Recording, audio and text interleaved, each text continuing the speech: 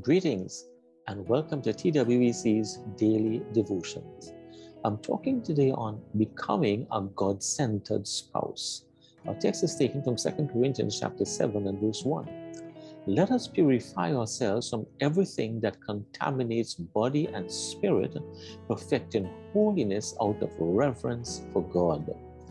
The body control module in a vehicle is essentially the vehicle's brain box.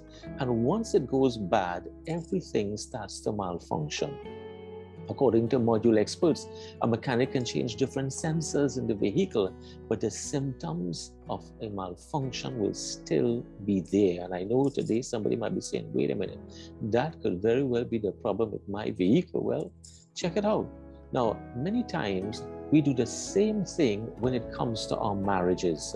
We focus on the symptoms. We need to improve our communication. We need to manage conflict better. We need to show more appreciation for each other. We need to get some romance back in our relationship. And the list goes on and on and on. We can spend a whole lot of time focusing on the symptoms, or we can work on our spiritual motivation. That's right, spiritual motivation for your marriage. It all comes down to this. Are you a God-centered spouse, or are you a spouse-centered spouse? A spouse-centered spouse acts nicely towards her husband when he treats her nicely. She's accommodating as long as her husband pays that attention. A spouse-centered husband will go out of his way to make his wife happy as long as she remains agreeable and, of course, affectionate. He'll romance her all along as long as he feels rewarded for doing so. But you see, the Apostle Paul tells us something different. He says we are to perfect holiness out of reverence for God.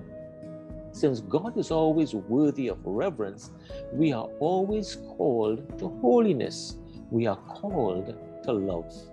A God-centered spouse feels motivated by his or her commitment to God. You get that? To God.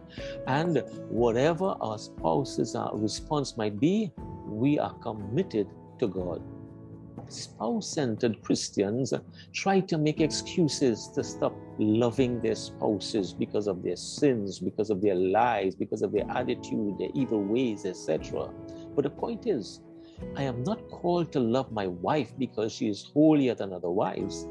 Although I know I have a godly wife, I'm not called to love her because she makes me happy. I know we enjoy happy times. I am called to love her out of reverence for God. Any other motivation is less than Christian. Love your husband, love your wife out of reverence for God. You see, jealousy, bitterness, resentment, selfishness, anger, they all contaminate the body, the mind, the spirit. I am always called to practice gentleness, kindness, goodness, faithfulness, and self-control.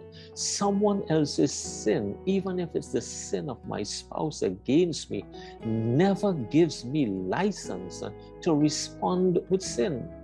I am called to just one motivation: reverence for God.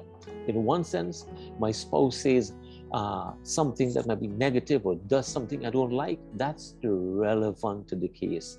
Every decision that I make, every word that I utter, every thought that I think, every movement that I perform, it all flows out of one motivation, a holy motivation: reverence for God. So I encourage you today, reverence God in every area of your marriage. God bless you. Have a wonderful marriage. Bye-bye.